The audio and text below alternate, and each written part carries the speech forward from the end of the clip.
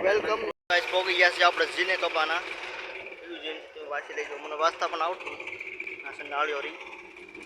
આ એક ફૂટિયા પણ ઉભા છે બોર્ડ છે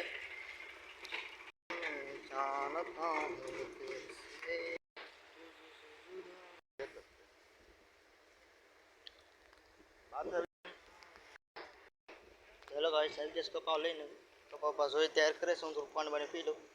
હા છે હેલો ગાઈસ પાણી પાણી પી લીધું છે હવે કપા જોવા જઈએ આપણે કપાસ અહીં ઓલા પણ જીન છે તેરી બેલ કાઢે છે ખાંડ પણ બનાવે છે ગાઈસ ટ્રેક્ટર જઈ રહ્યું છે હવે કાંટો પાટો કરી નાખે ચડાવી દીધું છે ટ્રેક્ટર આ કાંટો છે આપણે અંદર જઈ કેટલો વજન થઈ ગયો છે આપણે જોઈ લઈએ થોડું